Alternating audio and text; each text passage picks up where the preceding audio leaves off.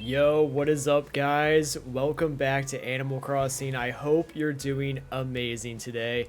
In today's video, we're going to talk about the snow. We're going to talk about the winter months in Animal Crossing. One of my most favorite times of year in IRL plus Animal Crossing, just because the snow, I mean, seriously, the snow just looks so gorgeous. And yes, I did time travel because I couldn't wait and I really wanted to see the snow. Alright, so let's talk about the snow, right? So the snow is permanent for the whole winter season. Now, during the early December months, you'll see some snow flurries on your island. It's not until about December 11th that the snow actually sticks on your island. Alright, so if you want to get snow on your island early, you can always time travel to December 11th. Now, if you're not about the time travel life, that's cool too. You just gotta be a little more patient. I unfortunately was not very patient. Also too, once the snow starts sticking to your ground, you'll notice that there'll be some snowballs on the ground, and the snowballs are for the snow boys, right? Which we'll get into that here in a little bit. But also you'll see some snowflakes on your island as well. Now, December 11th for the snow to stick is only for the northern hemisphere. So if you're in the southern hemisphere, your winter won't actually begin until July 11th. All right, let's talk about these snowflakes right here. I just caught one over the cliff. So these are the snowflakes that you're going to find on your island. Now, there are two different types of snowflakes, all right? This snowflake that I was holding, it's like a small snowflake, right? But there's also large snowflakes. The large snowflakes, unfortunately, they do not float. They're a little bit more rare to get, but I'll show you how to get them here in a little bit. And these snowflakes are also used in the Snowy and Frozen DIY set, all right? So those DIYs look really cool. One of my most favorite DIYs, actually. Alright, this isn't related to the video, but Marshall singing is so adorable. So another thing about these snowflakes, if you run into them, they'll disappear. Alright? Alright, so let's talk about snow boys. Alright, so on your island, during the winter months, once the snow sticks to your ground, you're going to see two snowballs on your island. Kind of like this, right? Now, you may only find one snowball at first, but if you find one snowball, in most cases, there should be another snowball not too far away. And basically, you have to roll these two snowballs together in order to make a snowboy. Now, in order to make a perfect snowboy, it's a little bit more challenging, but you have to make a perfect snowboy in order to get a frozen DIY from the snowboy. So if you're having a little trouble making the snowboys, I do have a picture you can use for reference.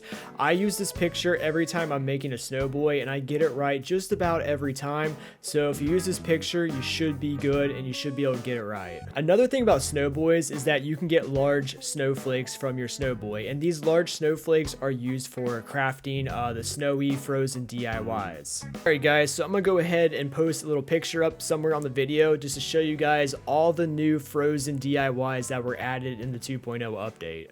Alright, now there's other ways to get frozen DIYs besides making a snowboy. You can also get frozen DIYs from balloons. And I have another video that basically breaks down how to farm balloons and to get maximum DIYs from the balloons. And your snowboy will last for about 3 days on your island. After about 3 days, your snowboy will melt away. You can always make more snowboys, and the cool thing is that you can have multiple snowboys on your island. So if you have like 3 or 4 snowboys on your island, then you can get like multiple large snowflakes per day. But yeah, another thing about these little snowballs right here, so if you roll them into a tree, they're gonna disappear. All right, so we'll go ahead and do that. Boom. Yeah. And another thing too is if you roll them in water, they'll also disappear too. Bye-bye, snowboy. So you really just gotta be careful whenever you're making them. Now, sometimes you may notice a dung beetle rolling a snowball. That's cool too. They can kind of help you make your snowboy. Now, if you kind of like interrupt them, they're gonna leave and you'll have to like finish their work. Alright guys, so now we're gonna talk about the ornaments, and you can get ornaments from cedar trees that are decorated. Alright, so the cedar trees won't be decorated until December 16th on your island if you're in the northern hemisphere, obviously. And basically you can get ornaments by shaking the cedar trees over and over again, right? Eventually they're gonna fall out. And you can really get about unlimited ornaments as long as there's less than 10 on the ground. So really you can just keep on shaking and shaking, and you can just get as many as you want, really. Eventually they'll fall out.